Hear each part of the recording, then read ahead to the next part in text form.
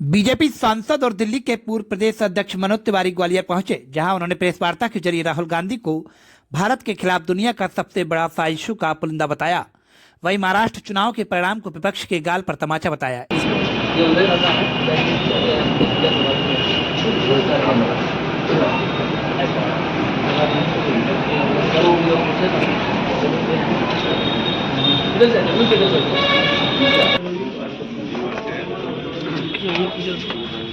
भाई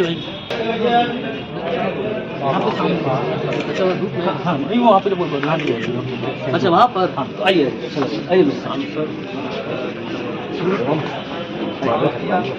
हाँ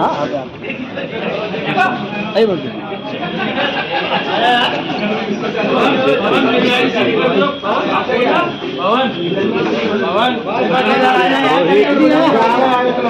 पवन मेरी आईडी कर दिया। पवन मेरी आईडी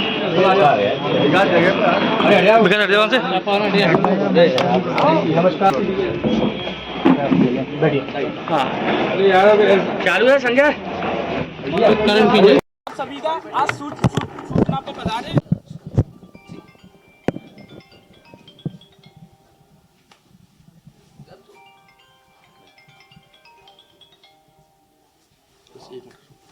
आओ सब लोगों को हाँ चलो सब लोगों से बड़ों को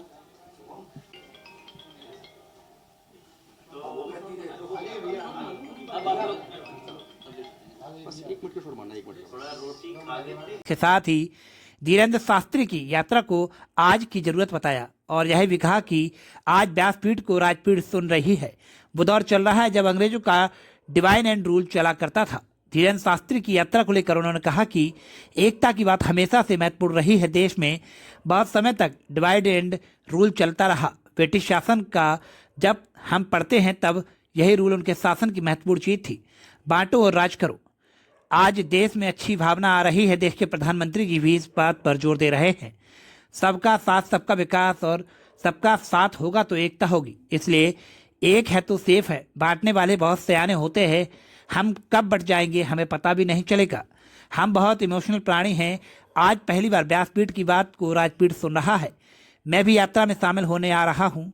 धीरेन्द्र शास्त्री द्वारा गजवाए हिंद और भगवाए हिंद के बीच आर पार की लड़ाई के बयान पर उन्होंने कहा कि देश में भगवाए हिंद ही रहा है और आगे भी रहेगा। उन्होंने यात्रा में शामिल होने के लिए भजन गाकर भी सुनाया। वहीं राहुल गांधी जी की जातिगत जनगणना की मांग और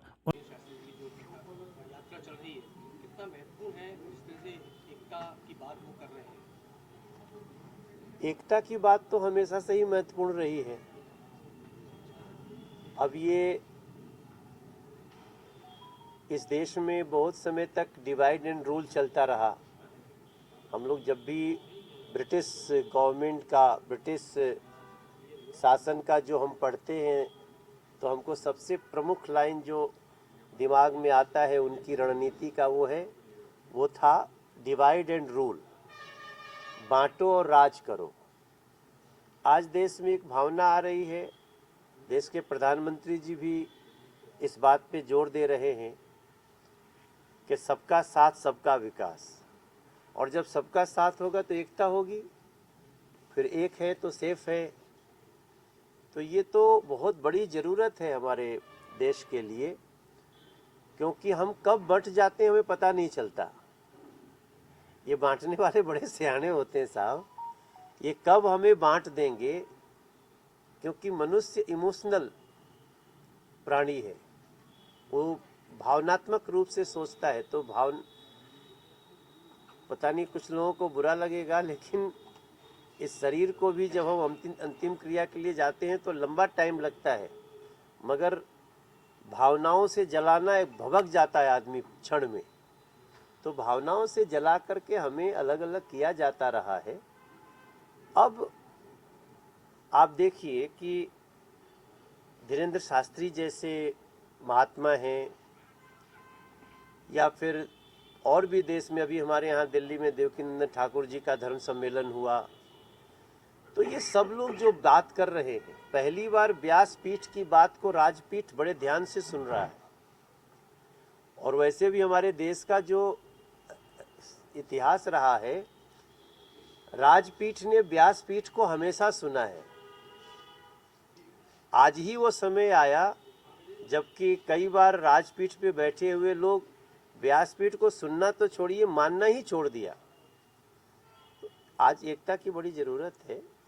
हम सब लोग, मैं भी आज उसमें भाग लेने जा रहा हूँ, हमारे तुष्मुल भाई भी जा रहे हैं जी, और हम लोग काफ़ी, शुभम जी सहित बहुत लोग यहाँ से जाएंगे। देखो, एक संत महात्मा जिसके ऐसे ही पीछे इतने लोग भीड़ लगाते हैं, सुनते हैं, आते हैं, उसको भी पैरों में छाले पड़े हैं, सड़कों पे चल रहे हैं, राजनीतिक है नहीं, सिर्फ सांस्कृतिक चेतना को जगाना है, तो मैं इसको बड़ा प्रयास मानता हूँ।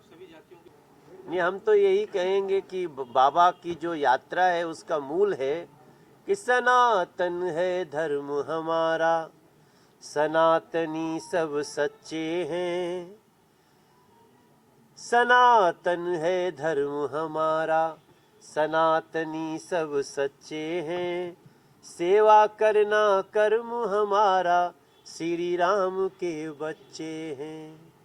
शास्त्री जी के संग संग हम भी सतपथ पे चलेंगे, राम के थे राम के हैं, हम राम के रहे। उनके द्वारा दिए जा रहे बयानों पर मनोज तिवारी ने कहा, राहुल गांधी साजिशों का पुलिंदा है। दुनिया भर की जितनी भी भारत विरोधी साजिश हो रही हैं, राहुल गांधी के सहयोग से हो रही हैं। इस देश में जाति के आधार पर रिजर्वेशन मिलता है, लेकिन राहुल गांधी का एजेंडा साजिश भरा है। देश के लोगों को कहना चाहता हूं कि जब राहुल गांधी से संसद में उनकी जाति पूछी गई तो उन्होंने संसद में कहा कि उन्हें गाली दी जा रही है, तो ऐसे में वह जातिगत जनगणना की मांग करते हुए लोगों को भी गाली दे रहे हैं। देखो, राहुल गांधी जी साजिशों के पुलिंदा हैं। दुनिया की जितनी भारत विरोधी साजिशें करने वाली शक्तियां हैं, वो सब इस समय राहुल गांधी जी के साथ लग गई हैं कि हाँ, तुम आगे बढ़ो, हम तुम्हारे साथ हैं। क्या राहुल गांधी जी को प्रधानमंत्री का अध्यादेश फाड़ने का अधिकार हमने नहीं देखा इस देश में? तो आप 10 साल शासन किए और उस 10 साल में क्या हुआ? उस 10 साल का हिसाब देना चाहिए आपको। उसी समय आप जनगणना करा लेते, उस समय आप लोगों को बता देते। जिस देश में एक एक व्यक्ति का हिसाब किताब, कौन एससी समाज से है, कौन एसटी से है, कौन जनरल से है, मतलब यहाँ तक कि देश का पहला गांव कौन है वहाँ भी प्रधानमंत्री जी पहुँच रहे।